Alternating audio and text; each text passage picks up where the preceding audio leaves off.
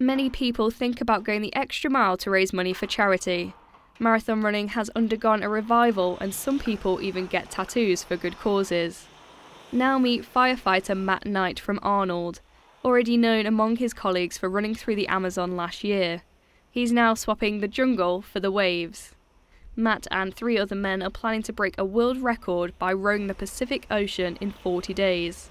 So what does he expect to be the most daunting part? People asked me this question before, and you're probably thinking waves, sharks, whales, things like that, but it really is seasickness, because I have had it before and it's awful.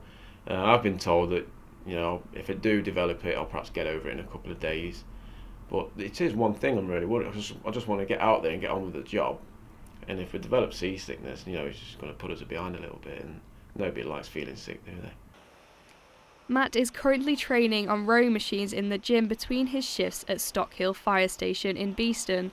He will have to row 2,400 miles from Monterey, California to Honolulu, Hawaii, which is the same as 11,593 Eiffel Towers laid together.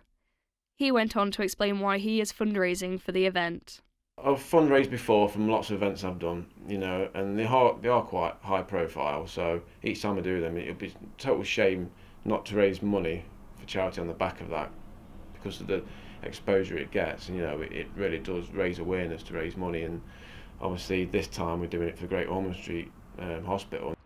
I spoke to Matt's colleagues at the station about what they thought of his newest adventure. It's the equivalent of just under 600 Cambridge or Oxford boat races in distance, in a much bigger boat with half the people, in waves up to 20 feet high, with deafening winds as well, as they roll in through the strong winds they have in the Pacific. So it's not an easy task by any means, and I know Matt will have gone into it with a lot of planning. I think it's phenomenal.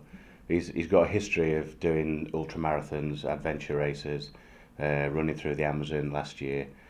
So it's kind of no surprise, but this is a fantastic effort. This is beyond what we were all thinking he was going to try and do, really. Matt and his team will start the Great Pacific Ocean Race in June next year. The seasickness isn't the only worry. The risk of extreme blisters means crews taking on similar distances often have to row naked.